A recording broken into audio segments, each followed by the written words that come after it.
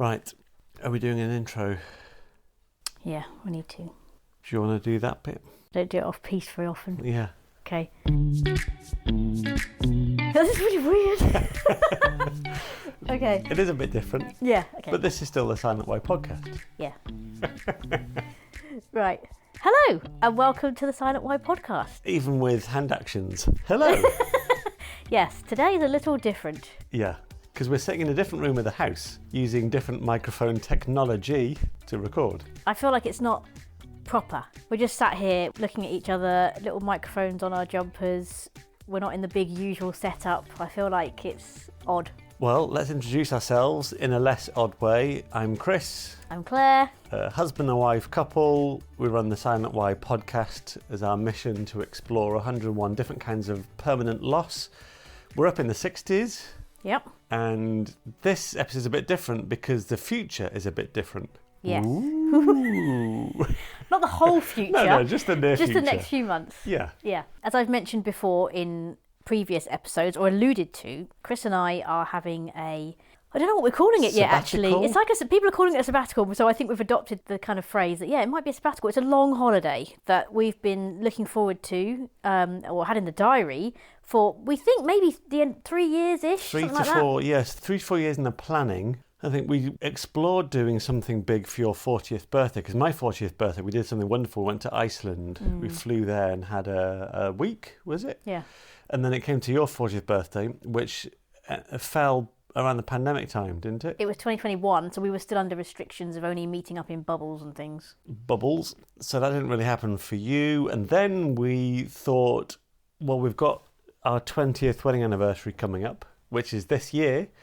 And so we set to on planning something quite big and at the same time developing our friendship with Dave in Western Australia over the last 4 or 5 years. And so we've coincided basically with, I was going to say scabbing free, but that's probably what's a more generic known term for taking advantage of friends and family for free accommodation. We were invited to visit and we took the opportunity. Yes, and extended that invite to several weeks. Yeah. So we're going to Western Australia via Singapore, where my brother and his wife are currently living temporarily. Yeah. And staying with them for a few days, and then heading to Western Australia for several weeks. And by the time this goes out, it will be almost days away. And that's quite scary because this last year has absolutely flown. So our routine is going to be massively disrupted, and we didn't want to pause and not put out any podcast content because we really enjoy doing this. Yeah, and I'm always nervous that everyone will go away and not come back again. So Yeah. I don't want that to happen. And, some very lovely people support the podcast, so I don't want to just have loads of months off every year because that doesn't seem fair. And we just like keeping people updated with where we are, and I think that includes the good and the bad. And so when we were thinking about it, normally last few years I've taken August off podcasting to focus on writing and other stuff because we tend to put episodes out every couple of weeks all year. It's very rare we have a week or a break. So I thought I'll take August off because it's very hard to record interviews in August because it's quite noisy around here with children in the gardens nearby. So I normally have August off. I didn't have August off this year because I knew we were going to have to change things from October onwards. So yeah, instead, well, we don't know exactly what we're doing yet, but it is going to be something different. And we've been mulling it over. Even this is different right now. This is different, It might be us just sitting in a room with these new microphones that we've bought for ourselves that we can clip onto ourselves rather than the proper plumbed in. Yeah, this is our first practice mics. run with the small microphones that we have purchased that we can take with us to Australia so that we can do stuff if we want to while we're away. But it is weird. I am going to have to get used to it because I feel like this is such a casual environment. I feel like I might get tricked into saying even more than I normally share, and I'm quite an oversharer anyway. So yeah, it's weird, but I need to get used to it. I need to get used to this whole new microphone setup for when we're away and we want to do stuff. Quite right. And what we should say as well, probably, because when we go away on holiday, we're pretty unusual in that we use those opportunities for quite deep conversation between the two of us anyway. Yes. And some people can be quite scared by the fact that we return from holidays as the two of us, having worked on marriage stuff. I think last time, was it our last time away where you actually planned a couple of marriage questionnaires? Probably, There's sounds a fairly like me. famous counsellor, I can't remember her name, does a podcast and stuff in... Esther Perel. Esther Perel? So, yeah, I think it's like And that. you'd literally downloaded or printed off a couple of questionnaires that we worked through. So we went away and were quite intentional about the conversations we were having about marriage stuff and about how we connect and how we remain connected. And so I remember getting back to work after that particular time away, and somebody saying, like, so what'd you get up to? And I was like, well, we did some incredibly deep work on our marriage. And they were just like, you could just see their eyes open and they're like, I don't really know what to say about that. I just want to know if you had some candy floss. Clearly you're having problems. Yeah. So we do enjoy, I think, the time away from routine, the time away from expectations, just to reset. And for us, that requires conversation. And we know that our time in Australia, yes, it's something very different, and there will be lots of conversation. We have expectations. We are pretty sure that this is going to do some really interesting work in us, in our marriage, in each other. And whether we do that with microphones on or not is the question. Yeah, what do we do? The other thing I've also realised is that we left the clock on. So if I edit any of this, I'm going to have to be very cautious of the, the clock ticking. I'm really hoping now that we'll just go through and I won't have to edit any of it. Yeah, so there's not going to be much these are all silence. things we're learning. Yeah, we're learning okay. about. There's not normally a clock in the background. You can probably hear it ticking. It's very calming normally. I don't know if it's annoying on a podcast. Can you hear it? And I've got two clocks. I've got the big clock over there in my left ear, and The out one the near the doorway I've kitchen. got a second clock. Yeah, see, we didn't think about this. But anyway, Okay. Well, there you go. these are all good learning. This is behind the scenes opportunities. editing. Yes. But now, actually, in my professional capacity, a few times I've had to say to people, could we just move away from this? If there's a vehicle moving or if there's clocks ticking, because if you put little edit points in, it can be really difficult if there's an ongoing sound. Yeah, that's the challenge with for the editing. listeners. Listen to the clock, and if you hear it go, and it's not in time, you know we edited something out. Yeah. But I'm hoping we won't need to edit this anyway. You are very good at editing, and you have very, very good oversight from me. Yes. Who picks up all of my mistakes instantly. Yeah, but I'm very kind and gracious about pointing them out to you. Yeah, you're very good. We've never had a conversation about how harsh you are with that at all. So we will enjoy this. We will enjoy this a lot, I think, just chatting intentionally with microphones on, whether we're in the garden with galahs and different bird sounds Very excited nearby, about seeing a galah. whether we're at the beach. How exciting to think we could record our conversation. We don't need to be sitting upright and very close to big microphones wide into a computer. Yeah. So see how this goes. But do we do it? I Yeah. think the question we want to throw out there is there anything you would like to hear? I mean, clearly, option one could just be us being us and just doing what we do and what we really enjoy doing in our marriage, which is chatting to each other, spending time with each other. So it could just be that. It could just be how we're feeling, how we're getting on, a bit of a road trip diary. Yeah, Road diary. kind of what we're seeing, what it feels like, Yeah. how much we're sweating. We've never been to Singapore. We've never been to Australia. It's going to be eye-opening, coupled with the fact that in 25 years of work for me, I've never had longer than 3 weeks off. I think that's right. Even medically, when I had nose surgery, when No, I that had wasn't my long. septoplasty, that Yeah, wasn't more than 3 no. weeks, was it? So I've never, in 25 years of work, I've never had longer than 3 weeks off in one block. We've done a couple of trips over the last 15 years. So this trip for me, for 9 weeks off work, is going to be really interesting because I know that I'm going to be really giddy, excited for the first spell. Then that's going to wear off after a week or two. And then I wonder if I'm going to hit some sort of slump, whether I'll hit some sort of blue. I don't know what's going on. This is very different. So I'm partly wondering if I'll hit a bit of a low point and then I'll come back up and really get into it. That's sort of what I think might happen. I might be wrong. Yeah, it's an interesting one. I do think, and that's why it probably helps to give some context as to why you'd want to hear from us or not, because I think I think a lot of what we will talk about, what we will experience, what we will go through will still be very much linked to the podcast topic anyway. I don't think we'll be too far off topic with this. We are not heading into a holiday where we've got 8 weeks away in total. We're not packing that with loads of stuff. So some people are saying to us, you're going to Australia, you're going to go and do Sydney, you're doing the East Coast, you're doing New Zealand, whatever. We're not doing a lot of that. We're not doing the East Coast, we're not doing New Zealand. We're considering Tasmania, but we're keeping it pretty low key and to see how we are when we get there. And I think that's because we're not in a place in life where we feel like we have the energy or we want to waste 8 weeks just rushing around and then come back. I think for us it's quite precious time because it's a long amount of time away from our routine. I think it's going to be quite helpful and healing for us. That's my hope anyway. But so we're also going in a way that's a bit tentative because, as most of you will know, I've had health issues over the years. We were pretty confident they would be well behind us almost by the time we went to Australia. We're now less than 4 weeks out from leaving and it's not where we want it to be yet.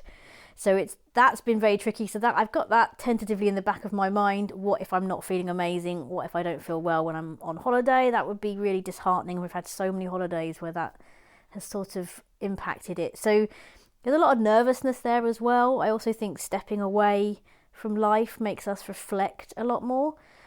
And the older I get, the different reflections I find I'm having on being childless and not being a mum and, what's the purpose? What does the future look like? What do I want it to look like? I need to make a decision on that or else I'm just going to float through the rest of my years not really knowing. So there's a lot of stuff on our mind still, and I think it's still linked to a lot of grief and loss.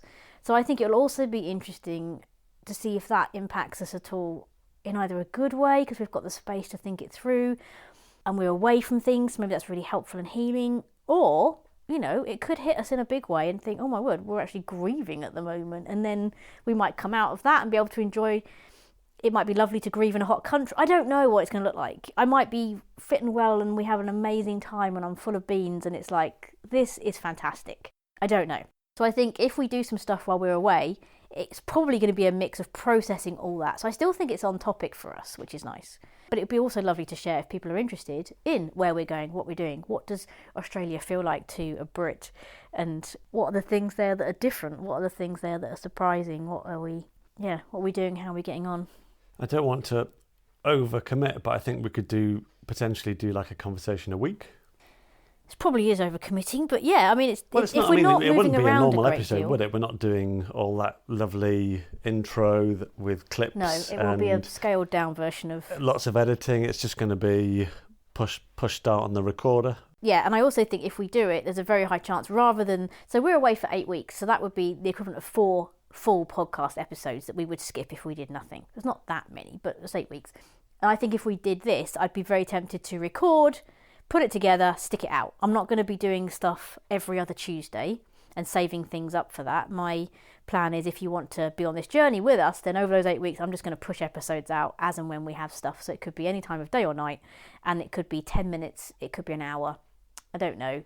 Keep it free like that, really. So What we thought we would use this episode for is just to update you a bit on that and let you know what's happening, what we're thinking, and also, do you want to hear anything from us? Is that something that you would be interested in? It's a horrible question to ask because the answer might be no. It's terrifying, really. So what we're going to do is, I think the easiest way, I'm going to put a link to a Google form in the show notes. And if you'd like to hear from us, click on that link and just fill out, there's probably going to be like 2-3 questions of like, what is the kind of thing you'd like to hear? I'll probably put some options and then a free box to put whatever. And it's completely anonymous. And if you want to hear from us, if you'd be interested in that kind of thing, fill out the box, hit submit. It'll take you like 2 seconds. It's not even a case of opening up a new email and sending it. It's not a case of go to the website and fill in this. It's going to be right there. I'm making it as easy as possible so that hopefully people will reply. If nobody replies, we won't do anything. We will just go and have 8 weeks, enjoy it, and just not think about the podcast. It can go either way. That's really, you're setting yourself up for potential problems there. Why?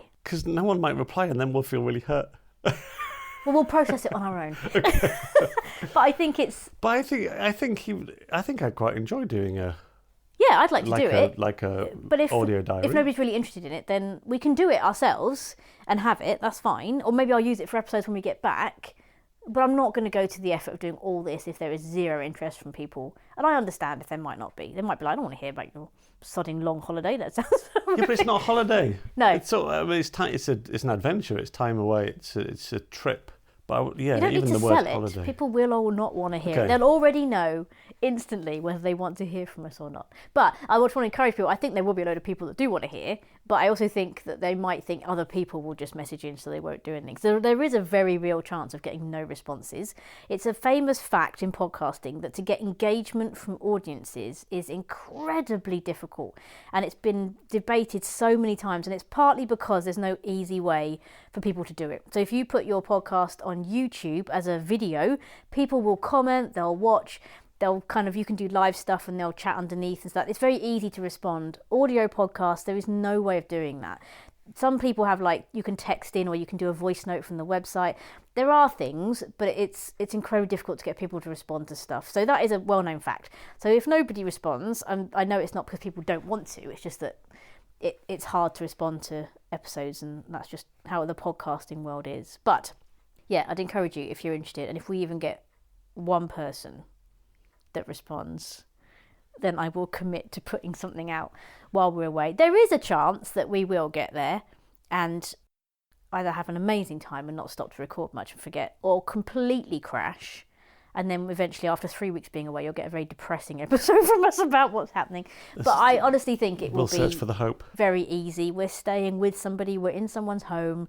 It's not difficult for us to sit out the back and just record a few things. It's not like we're stuck in an Airbnb or somewhere we don't know what the atmosphere is going to be like. It doesn't need to be an hour episode, does it? It could just be 15 minutes of a catch-up. Brits abroad. The silent Y, I like this. This has just come to me. The silent Y down under. Oh, yeah. We like to go deep, don't we? And now we're going deep down under. Does that sound a bit creepy? A bit wrong. It might do. The silent Y on tour. The silent Y down under. Yeah, we'll have to work on it. Okay. Oh, I like down under is always good, isn't it? Is it? No, I said it sounds weird. But that is how we refer to Australia. Is the way I'm sitting? No, I'm not picturing anything. It sounded a bit rude, and then it just sounded weird when I said it out loud. We'll work on it. Yeah, so form on the show notes. Put some notes in there. Yeah. Because so we like to be intentional about our chats, so we could consider and think about and talk about any aspects of the processing. Yeah, I mean, tell us what you want to know. Do you want to know what it's like? Just like, I'm fascinated by what foods do they eat over there? What do the supermarkets look like? What are the differences? One of the things when we went to America that stuck with me and was one of the biggest things that I was like, oh my word. We found a bottle of I think it was ibuprofen or paracetamol in one of the supermarkets or something that had 1,000 tablets in it. And you could just buy this thing off the shelf. That might seem a very normal thing for Americans, I don't know. But for me, I was just like, we can get a maximum of, is it 30? A small box with sort of sachets. I might have 8 in a sheet. I think you can get 2 lots of 16. You might get. But that's the maximum you can buy in one go. And then you'd have to go back again and again and again if you're sneakily trying to get more. But we are very restricted on stuff like that. You certainly wouldn't be able to buy something that size. Things like that, little things that just fascinate you about different countries. I do love watching Americans, and it is mostly Americans that I watch, on Instagram, walking around British supermarkets, pointing out all the stuff that's super weird. Stuff like that. I don't know. It might be you want to see the trivial side of life. It might be you actually want to hear what we're going through. It might be you just want to hear descriptions of what we're seeing. And, we're very wildlife people. That doesn't make sense, does it? We're wildlife people. We do like the wildlife. We like it. So a lot of what we're going to be hunting for is just the different animals and insects and things you can see out there. And I don't know, maybe that's something that interests people. I don't know. It could be anything. I'm already thinking, can I use this form without you knowing it's me and say that I'm looking forward to hearing a graveyard musing in Australia? Oh, that would be cool. With Australian names names on the gravestones. Yeah. We did one in Wales and the names were very Welsh. We did one in Belgium. And the names were very different. Belgium. So I wonder whether, going to Australia, I can't think of it at the top of my head. What's I was going to generalise. I can't Australian think of one. Name? Bonza. I can't even think of any. Wow, no stereotypical Australian names. Not that's coming to mind. The Australians will be shouting them at the podcast. They must have the equivalent of our Smith. I'm just thinking of characters from Neighbours and Home and Away circa 1995 now when I used to watch it. Alf. Madge. I don't know if Alf is a... That was Home and Away, wasn't it? Clive. If we do the graveyard music and they're all called Alf, then we'll know. Yeah. Charlene and Scott and Charlene. Please don't list all of the people you remember from Ozzie soaps. Very famous, wasn't it, Scott and Charlene? Yeah, but they're normal names. They're not Australian names. Okay, well, still, if I find a gravestone with Scott and Charlie, you're going to be eating your words. Well, I think there's a high chance you might. They're pretty normal names across the whole world. Okay, so yeah, a graveyard museum, that could be really interesting. Yeah. In Australia. It could be anything at all. Maybe we can find some Aussies to interview. That'd be brave. Yeah. Getting a couple of accents on. I don't know why I said a couple. I love an accent. But I don't know. Anyway, it can look like anything. So, yes, please let us know in the form. I'm pointing to the link. Yeah, it doesn't work when there's no video cameras filming, does it? It's pointing down. That's where the link is. It's where the link is. Down under. Idiot. And so literally the next time you're hearing from us could be, is that right? In Australia, yeah. Right. Ooh. I know, it's frightening. So the things you're not looking forward to, I can share this without your consent, that the flight length, you're not sure how you'll get on with a long flight. Well, to Heathrow to Singapore to Changi in Singapore's, what, about 14 hours flight? Yeah, I think only because when we flew to America, I had that blood pressure drop and I had to have the oxygen at the back of the plane, and it's all very cramped back there when you're not feeling very well. So I think that's just made me a little bit like, I really don't want to have to go through anything like that again. And you've got a real issue, sure I don't know why, with tiny airplane toilets. I do not like shutting that door. I have to summon... I don't like saying I'm claustrophobic. I don't like saying I'm anything. I don't like labelling myself with something that gives me a fear that I then have to have, because I'm pretty convinced you can get over any fear you want to, even though I haven't conquered all mine. But being shut in small spaces is not my favourite thing in the world. And when I go into that toilet, I just want to leave the door unlocked, but you can't, because that's what triggers the light. Obviously, you'd be outside stopping people coming in, but you have to lock it for the light to come on. And when I shut that door and lock it, all I can think about is the fact that I'm just miles up in the air, and if anything happens now, I'm in the smallest box. Like, I'd rather the plane went down when I was in my seat than be shut in the toilet. Would you prefer having a seatbelt on the toilet? No, I don't want to be trapped in there. I just want to be in and out as quick as possible. I just don't like locking the door. So I know you're not looking forward to that. I know you're not looking forward to the humidity of Singapore. Not looking forward to. I think I'm just like, they're the things that would be, I'll have to work with a little. There'll be a challenge. You're not great with physical discomfort. So the idea of sweating... I'm not good with being really sweaty. That's why exercise is a challenge. We've been having a day off work today. We've been out looking for linen shirts. You're convinced that a piece of linen is going to stop you from sweating. That's what all the research says. Not stop you. No, it dries quicker and it's cool. Okay, rather than cotton. Oh no, and cotton. Linen and cotton. Oh, just, so I why think are we looking for linen? Because linen seems to be one of the best ones, but from what I can work out, it's also one of the most expensive. So that's something that we know is going to be a bit of a challenge. Yeah. I think overall, I don't like feeling unwell. And that has been a theme of my life for the last 10 years. And so feeling unwell at home is one thing, because, you know, you can control your environment. So I honestly thought I'd be feeling great by now and I wouldn't have to think about this stuff. But the closer I get, the more I just think, what if it's really difficult and I don't feel well for a various amount of reasons, and I'm in a place where it's really hot and humid. I know you're in aircon, so it's not the end of the world, but even aircon isn't the most natural environment for people who aren't used to it. What if I'm in someone else's house and you're not feeling good? You know, all that kind of stuff. When I'm on a plane, it's those sorts of things that wouldn't actually normally ever bother me. I was never someone that was bothered by any of that stuff before, so that's the frustrating thing. And I might not be bothered by it at all by the time it arrives. It really depends what my hormones are up to. But yeah, what about you? You must have something that would be a challenge for you doing something like you can't. I know you have like no fears. I do have fears. Only like dark water. I mean, there's already the thought, and I know this is ridiculous because millions of people live in Australia, but the thought of massive spiders and... Okay. I think we're on the wrong side of Australia for that. But, okay, snakes. Maybe. Things in the sea. Like, I'm not a huge sea swimmer, but if the sea's nice to go in, I'm happy to go in the sea. But there, it's like there's sharks and things. So I'll be a little bit nervous about the wildlife. I'd rather have a close experience with a shark than feel unwell on holiday. But you can't see it. So anything that I'm feeling a little bit nervous about... Not really. I do get excited far more in advance than you do. You get excited at the time. You don't really do build up. I do a lot more build up. Mine will start to arrive when we've checked our suitcases in and when we get on the plane and it feels like it's happening. It's like, yes, and then halfway through the flight it will dip a bit because I'm getting a bit bored of being shut in a capsule, and then I'll get more excited again when we arrive. Then I'll probably feel a bit jet lagged and tired and feel a bit rubbish and worry that I'm going to get ill. Then I'll have a good night's sleep and feel better, and then hopefully I'll just be excited about holiday. It's a very simple process. I think that and we've spoken about this before in our podcast chats about managing my expectations. I think the only thing that could trip me up is my expectations. But I can't see, it's been different. Well, it's been different with me in the past. If we go away for, let's say, 10 days, and then we spend what is a lot of money to fly away somewhere in a hotel, got 10 days there, wanting some warmth and sunshine, usually because we're familiar here with years being a bit grey and damp and not particularly hot. So having an opportunity to get away into sunshine, the two of us, is a real privilege.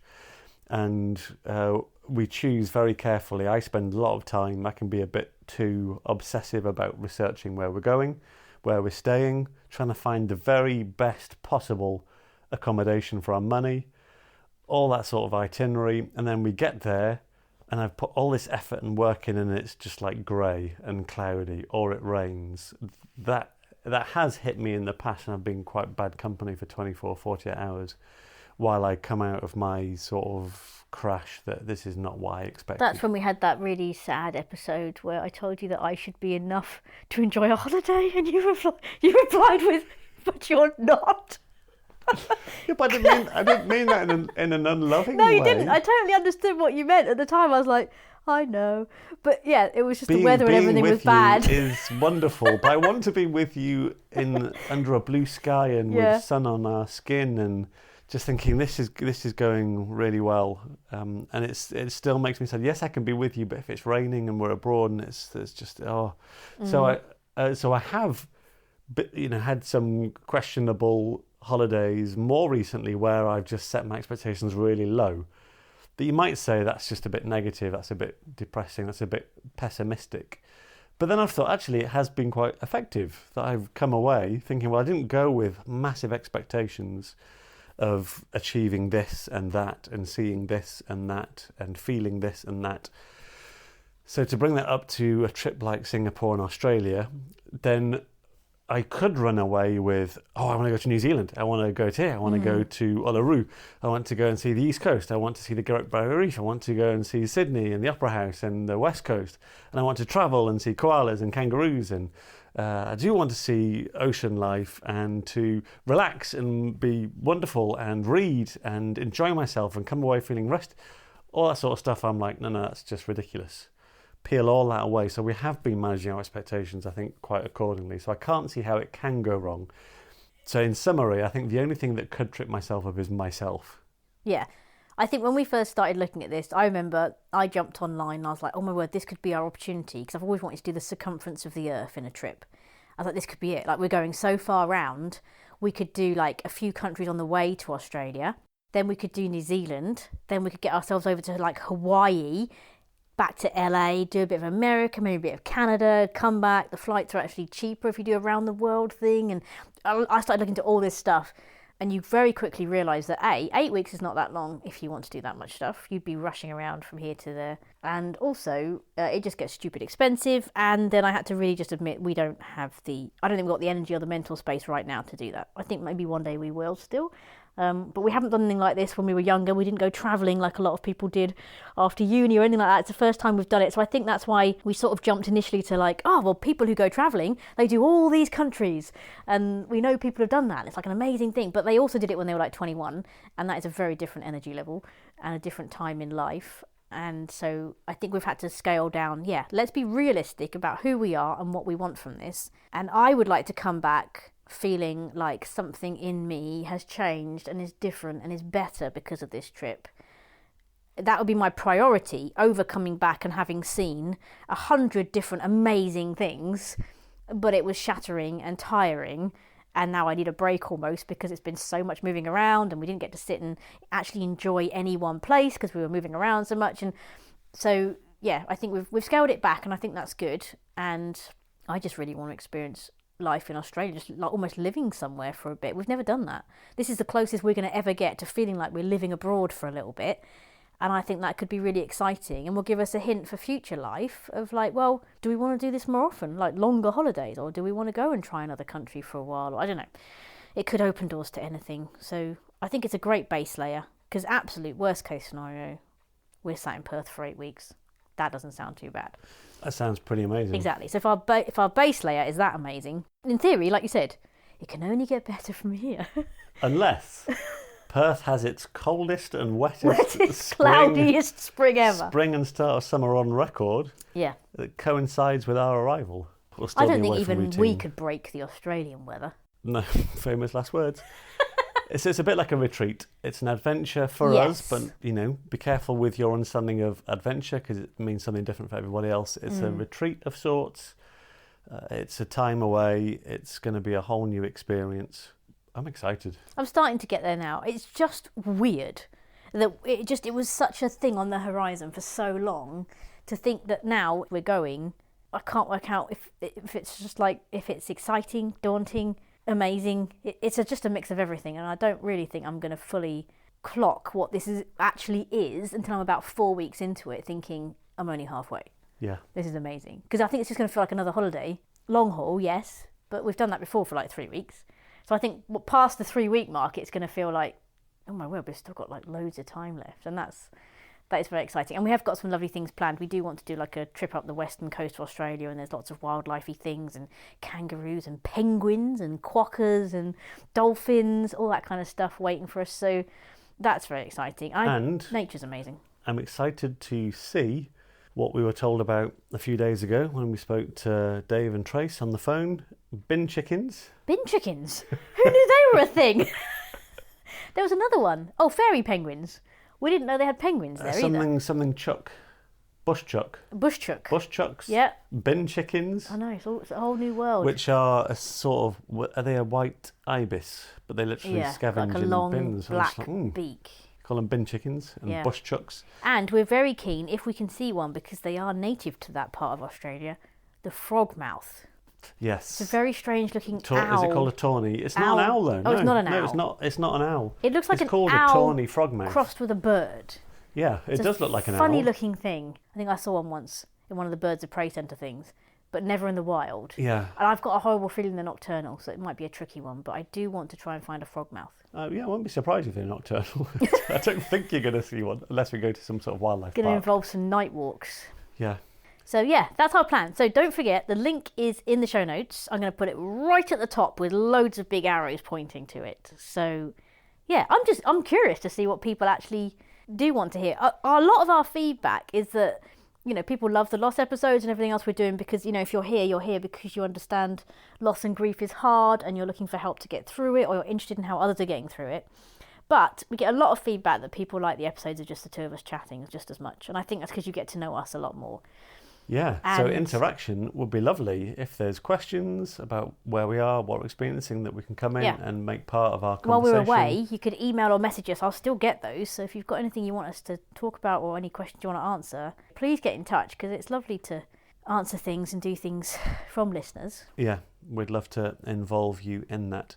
I have thought, actually, this is a horrible thought to have at this point now, because we're using these new little clip-on microphones for the first time. There's no way to really check if we are recording correctly. Oh no! Can you imagine if... I've been monitoring, you've got a red light on yours, so I think that's the key. You've got a red one on yours. So I think that's okay. Okay. But could you imagine if one of us really wasn't recording? heartfelt half an hour and then it wasn't recording? Well, that's all part of it. It'll be fine. It'll be fine. So, we haven't said this for a while, but as with all of our episodes, please rate them, please review them. Whatever the platform is you're listening to them, if it gives you the option to put a star rating or to write a review, please do it. Do it now. Do it as soon as you've pressed stop on this, because it makes a big difference for the algorithms of the podcast platforms. It will bring our podcast before the eyes of other people, and we're really keen to do that and spread our message about finding hope in all types of loss. So rate us and review us, please. As we said, we've got up to 65, I want to say. I'm just on my phone now. I'm going to check while I'm talking, so just bear with. Here we are. 65, yes. Hannah Rumsey was 65 about loss of a friend. If you haven't heard that, check that out, because it's a really lovely episode. So we're up to 65. There won't be any more this year. The next time we will put an episode out will be, we usually do a Christmas chatty catch-up, don't we? So if we can, I will try and get that in at the end of December once we're back. Yeah. With a chatty catch-up between the two of us. And then normal episodes and lost episodes and blogs and all that kind of stuff will resume in the new year. So more of us, certainly around Christmas. Hopefully before then, as we record a bit of our journey down under. The silent Y, down under. My stomach's just making noises. Does the microphone pick that up? We will find out. We've got so much to learn. The vibrations. So much to learn. This might even work as we're walking around, as we're sweating around the streets of Singapore. We could record. These little square microphones have got those little fuzzy hats that we can use outdoors. I mean, that's mostly for the wind, but also, yeah, if there's wind noise, not just from your wind stomach. I think it'll still pick it up. No, but they're fun to wear. We could walk and talk. We could sit and talk. I'm not going to do one on the plane because there's a lot of background noise on the plane, isn't there? Oh, it's really loud. It can be really loud. Yeah. That'd be horrible. I mean, we could try a bit of audio and see what happens. It's a long flight. We will be a bit bored. Yeah. So we have our... I don't know what the person next to us will be thinking, but we could interview them. They'll be trapped in the window seat. We can just see if they've had any losses. I'm sure they'll want to focus their flight on permanent loss and grief. That's just what they want, to entertain them 14 hours on a plane where they can't escape from us. Yeah, we've got our battery-powered mics. I think that's it for now. This is going to be interesting. Follow us on social media. Actually, I don't want to carry on talking very much, but I'm going to have to agree with you a plan for social media use while we're away. Because this is one thing, but... do you have to update social media platforms? I think, for those of you who wait until you see me post on social media to say there's another episode out, I think you just have to know that that's probably not going to happen. I will put a social media post out before we go, basically saying we're going to be putting episodes out, but I won't be putting social media posts out to tell you that they're going out. So I think that's a commitment too far. I'm going to spend ages on a computer if I do that, and writing it and then posting it across all of them. So I think you'll just need to. You can literally set a notification on pretty much all podcast players, and you get pinged when a new episode comes out. So it's not difficult to be updated on podcast episodes for podcasts that you want to know about. So there's ways of doing that. But yeah, I won't be putting out stuff. What I might do is put the occasional thing on on the Instagram story. If I see something that's fun, I might post something on that. But unlikely to do too many posts, but always follow us on social media. It is a fairly fun place to be. Yes, a fairly fun place. I mean, it's about loss, but I try and make it interesting. Yeah, certainly. So for all the regular content, just search for the Silent Y Pod on your social media platforms. Herman's will be on hiatus while we're away, so I won't be selling any of those, but I will be taking a Herman with me for sure. And I will probably be posting photos of Herman in Australia, but that will be on the Herman account. So if you want to follow Herman in Australia, you need to follow at the Herman Company on Instagram. He's only on Instagram, and I will try and post some stuff on there as well. Great. We can waffle, can't we? We can. And the other thing is, normally when we're recording, we have a rough idea how long we've been talking for, but these do not tell us. It's about 14 minutes. But I think it'll be nearer like 3 hours. I think will be... Yeah, it's about 40 minutes, I think. 40 minutes? Yeah, 40. Yeah, it's been a little while. That's a long while just to say basically we're going on holiday. And that's my gut feeling, and I'm not great with, so it's probably about an hour and a half. Yeah, that's true. Yeah. Okay, thank you for listening. Yeah. Joining us in a different room of our house for change. Let's hope these microphones have recorded. And... Good day. Can you say that as a goodbye? I don't think you say that at the end of a conversation. I thought you could say it at beginning and end. No. What do they say to say goodbye? You flaming galah. I don't know. Goodbye. Oh, don't ever try and do an Australian accent. I won't do that in Australia. Goodness me. Rate us, review podcast, follow us on social media. Thank you for listening.